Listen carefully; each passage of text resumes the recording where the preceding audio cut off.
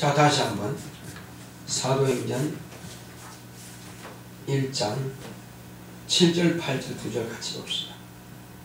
사도행전 1장 7절 8절 시작. 가라사대 때와 기한은 아버지께서 자기 고난에 두셨으니 너희 알 바 아니요 오직 성령이 너희에게 임하시면 너희가 권능을 받고 예루살렘과 온 유대와 사마리아와 땅끝까지 이르러 내 증인이 되리라 하시니라. 아멘. 오늘 하나님의 말씀의 요약을 보겠습니다. 하나님의 능력을 사모하자. 시작. 하나님은 권세자이십니다. 그가 아들을 통해서 세상에 권세를 나타내셨다. 권세는 임금의 권한과 같은 것이다. 권세는 주는 자로부터 받은 자가 인정할 때 나타난다. 민주주의 국가는 국민으로부터 권력이 나온다 하나 하나님의 백성은 하나님으로부터 권세가 나온다. 모든 권세는 다 하나님이 정하신 바다. 예수님은 성경 말씀에 100% 권위를 주셨다. 성경의 모든 말씀은 아버지가 내게 이르신 것으로 내가 이를 것과 행할 것을 명령하여 주셨으니 나는 그의 명령이 영생인 줄 안다. 모세나 엘리야도 하나님께서 이르신 그대로 행할 때 이적이 나타났다. 종교 지도자들은 말은 했으나 행위는 아니었다. 예수님은 성경 말씀에 권위를 주셨다. 제자들은 주님 말씀을 실천하여 증거했다.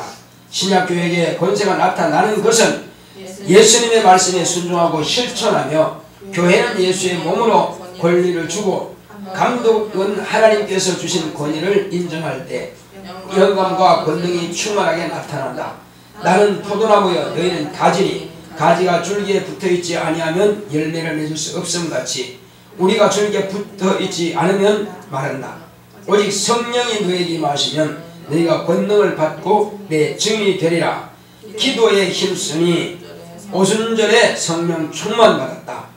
능력은 하나님의 말씀을 명령으로 받고 그 명령의 권위를 주고 그 말씀에 따라 순종하여 실천할 때 권능을 받고 성령의 은사와 신유와 능력이 나타난다.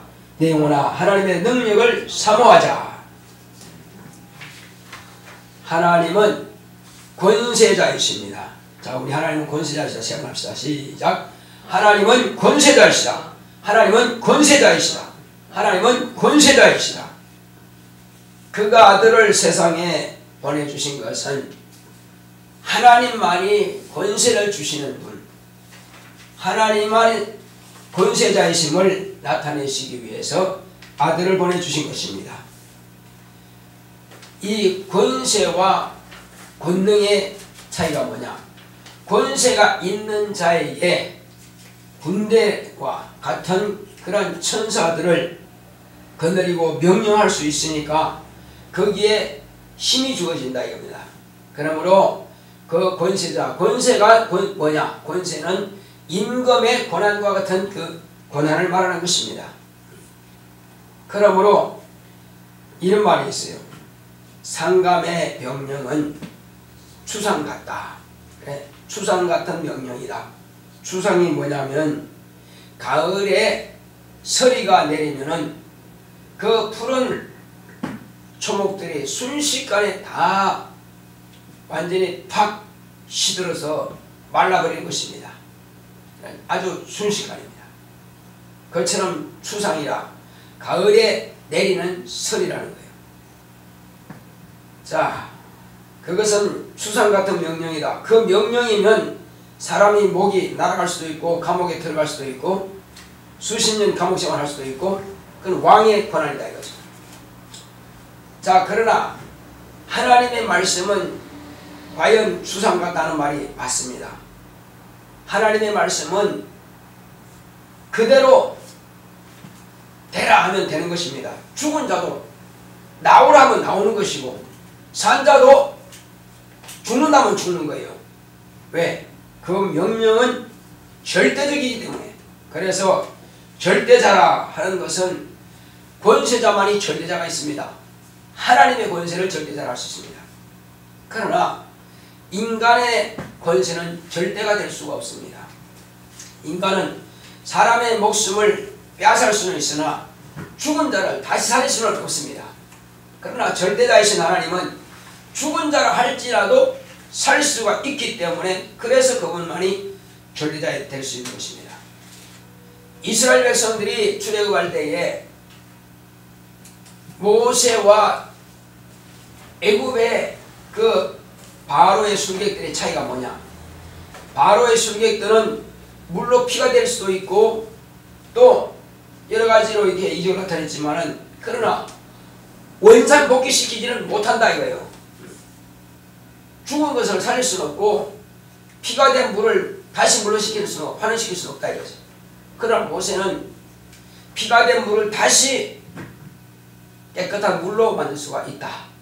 그것은 하나님의 권세와 하나님의 능력이 있기 때문에 그런 것입니다. 하나님께서 그에게 그 능력을 주셔야만 되는 것입니다.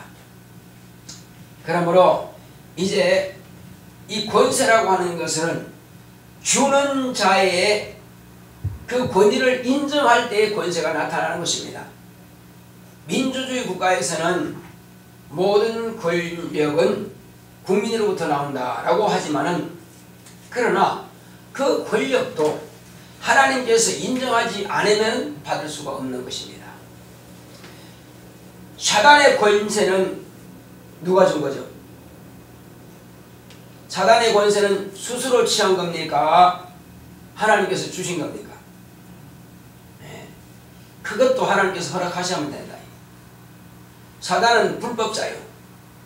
불법자로서 사단 자체로서는 불법이지만은 그러나 사단이 마귀되게 한 것은 하나님께서 허락하신 겁니다. 진자를 이긴 자의 종이 되리라 말씀하시므로 비록 불법으로 속이고 취했지만은 그러나 아담이 졌기 때문에 사단을 마왕이라 마귀라 이름 붙여줘서 합법적으로 권력을 허락하신 겁니다. 그러므로 이후에 아담의 자손들은 다 마귀에게 속하였고 마귀는 사망의 세력을 잡은 자가 되었고 어둠의 권세자가 되어버린 것입니다. 그러므로 그는 거짓말하는 것도 자기 뜻대로 자기 맘대로 거짓말할 수 있는 것입니다. 그는 어차피 지옥 갈 자이기 때문에 사람이 감옥 안에서 죄를 짓는다 할지라도 그냥 감옥 안에 있는 거예요. 살인자가 감옥 안에서 살인한다 할지라도 어차피 그는 사형을 받게 되어 있다 이겁니다. 그러므로 감방에서 가장 왕노를 하는 자가 사형수요. 그럼 어차피 죽을 자니까 누구도 그를 두렵게 할 자가 없다는 것입니다. 그래서 감방장이 되는 거예요. 이 사단은 사망의 세력을 잡고 있기 때문에 이 세상의 임금인 것입니다. 그러나 결국은 자기는 지옥의 형벌로 영영한 형벌을 받게 되는 거죠. 그러므로 어차피 그는 영영한 형벌을 받게 되어 있기 때문에 심판을 받았기 때문에 인간도 할 수 있으면은 자기와 같이 지옥으로 끌고 와서 죽이고자 멸망시키고자 하는 것이 이런 사단 곧 마귀의 전략인 것입니다. 그러므로 인간은 속지 않아야 됩니다. 속는 것도 죄냐? 속는 것 죄입니다. 그러므로 하나님께 지혜를 구하라는 거거든요. 지식을 구하라는 거거든요.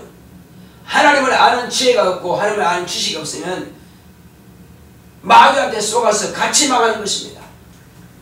그러므로 우리는 반드시 하나님의 말씀을 인정하고 그리고 마귀가 나를 속이고 있다는 것을 인정하고 속지 말아야만 되는 것입니다. 이제 하나님의 백성은 모든 권세는 하나님께로부터 나온다는 것은 인정하고 있는 것입니다.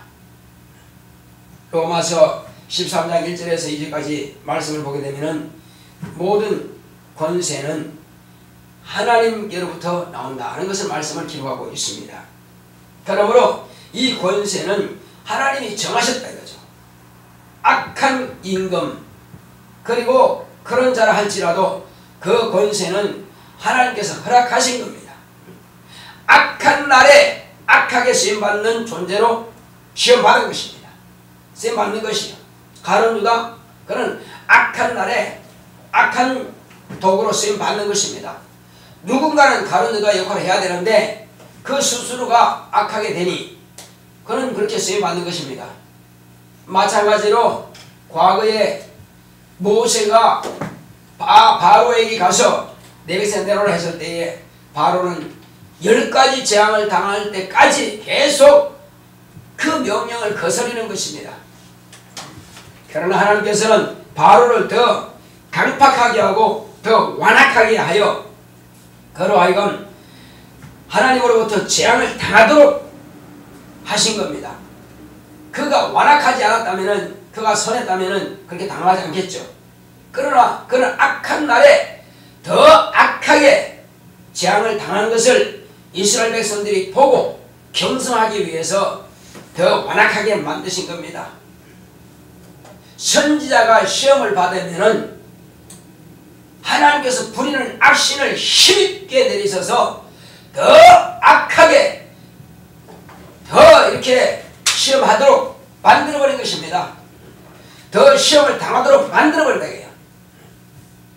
사울 왕이 하나님의 말씀에 순종할 때는 예언까지 한 그런 선한 군주였으나 하나님의 말씀을 버려버리니까 하나님께서 이 사울 왕에게 미혹하게 하는 영을 힘있게 내리사 그를 미혹하게 만들고 전쟁에서 패하고 그 다음에 악한 짓을 더 악하게 하고 마지막 자살로서 끝내버리게 만드는 것입니다.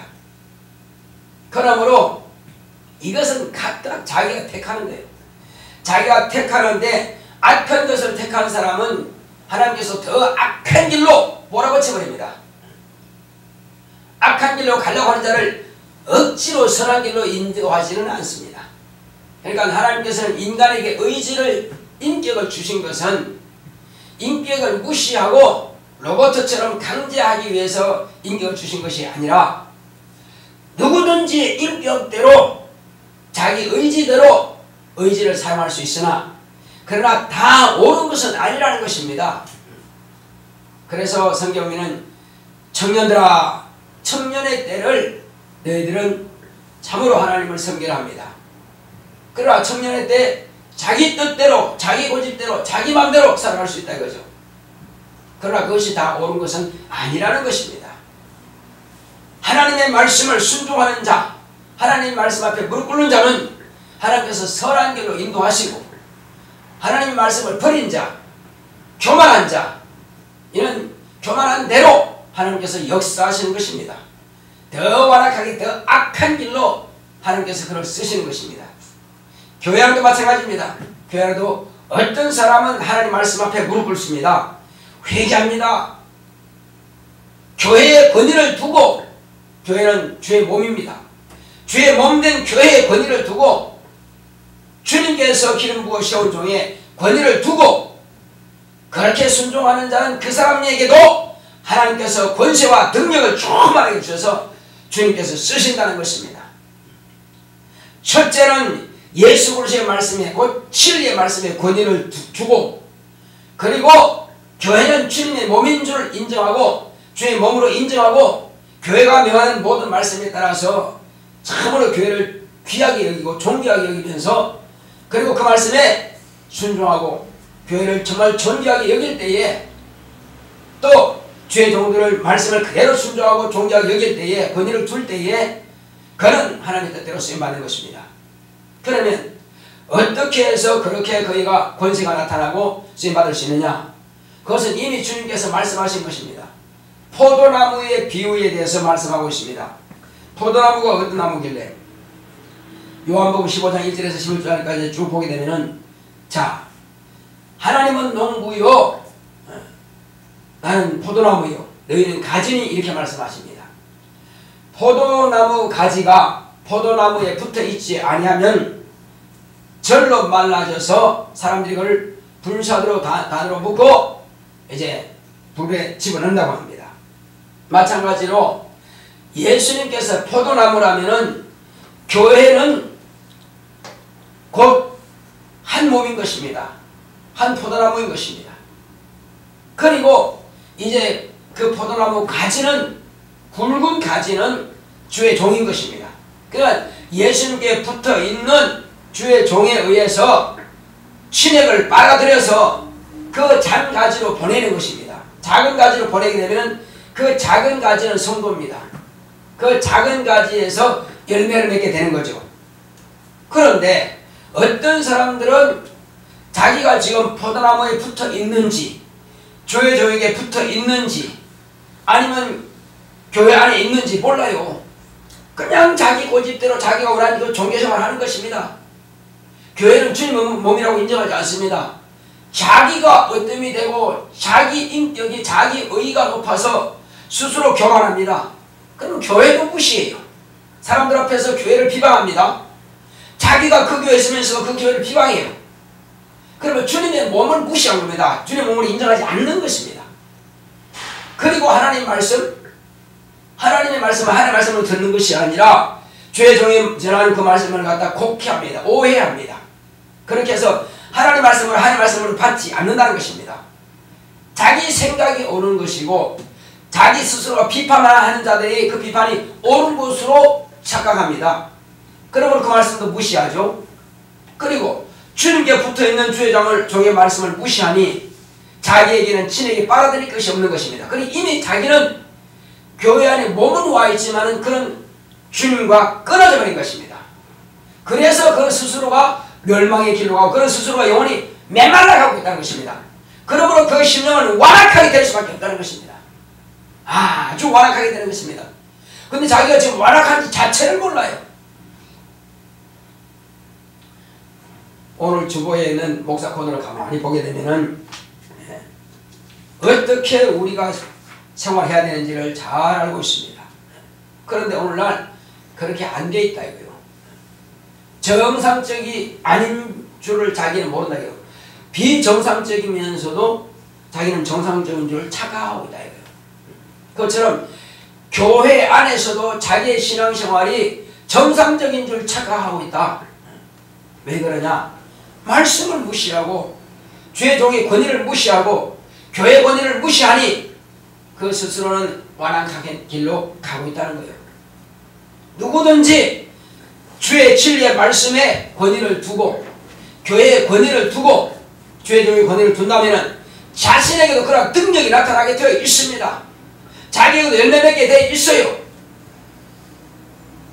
그런데 능력이 나타나지 않고 열매를 맺지 못하고 그 다음에 항상 불평과 불만이 있다고 하는 것은 스스로가 다 무시한다. 진리의 말씀도 하나님의 말씀도 무시하고 교회도 무시하고 주의도 무시하고 그러니 스스로가 하나님께 곧 주님께로부터 끊어져 있다는 것이에요. 가지가 벌써 찢어져 있다는 거예요. 그러면 거기에 능력이 없는 것입니다. 이제 우리가 능력을 자꾸 사모하지만 그 능력이 없는 이유는 바로 그거고 우리가 능력을 받기 원한다면 예수님의 말씀을 사모하라 이거예요. 그 말씀에 권위를 두라 이거예요. 또 교회를 주의 몸 예수의 몸으로 권위를 두라 이거예요. 그러므로 철저하게 교회의 말씀에 교회가 인도하는 대로 따르는 것이 맞다 이거예요. 나는 이래서 싫고 이래서 싫고 난 이래서 예배 빠지고 난 이래서 예배 빠지고 난 이래서 안되고 저래서 안되고 봉사 못하고 그렇게 가게 되면은 주님의 몸에 대한 가치를 두지 않습니다. 교회에 대한 권위를 두지 않는 것입니다. 말씀에도 권위를 두지 않는 것입니다. 주의 종에도 권위를 두지 않습니다. 그러면 그는 이미 능력을 상실한 자라 이거예요. 능력이 안 나타나는 것이 지극히 정상이다.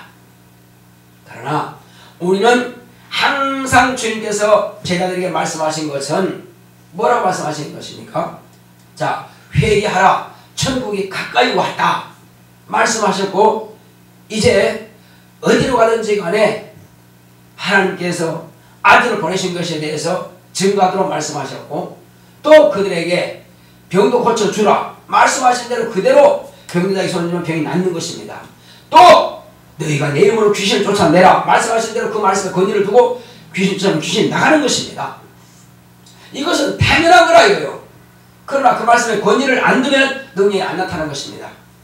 우리는 주님께서 하신 말씀과 주님의 몸과 또 주님의 말씀을 대언한 자의 그의 권위를 둔다면 얼마든지 능력이 나타나게 되어 있다. 그리고 성령 충만하기 위해서 기도하면 된다. 그 권위를 두면서 말씀에 따라서 그대로 기도하는 것입니다. 기도하고 또 하나님의 말씀을 사모해서 읽는다면 말씀을 읽는 자와 듣는 자와 지켜 행하는 자가 복이 있다. 복이 있다고 하는 것은 이루어진다는 것입니다. 너에게 영생에 이르는 길이 있다는 것입니다. 이 땅에서 산을 준비할 수 있다는 것입니다. 이 땅에서 다 누릴 수 있는 권리가 있다는 것입니다. 그런데 이것을 무시하게 되면 복이 없는 자죠. 영생의 복이 없는 자라 이거요. 영생의 나라에 들어갈 권리가 상실했다는 거예요. 그래서 저와 여러분들은 이제 이 땅에 사는 날 동안에 철저하게 말씀 앞에 무릎 꿇자. 말씀에 순종하자. 교회에 권위를 두자. 또 말씀을 증거하는 자의 권위를 두자. 그러면 내게도 얼마든지 그런 능력이 나타나고 열매가 맺게 된다 이거죠. 말씀을 들었으면 실천할 때 그런 열매가 맺게 되고 능력이 나타나는 것입니다. 자, 우리 시장님한테 주여 나로 하여금 이제 이 말씀의 권위를 둘 수 있도록 이 말씀을 무시하지 않도록 또 주의 몸된 교회는 주의 몸인 줄 우리가 인정하고 권위를 두고 주의 뜻대로 내가 살기 원합니다. 다 같이 가십니다.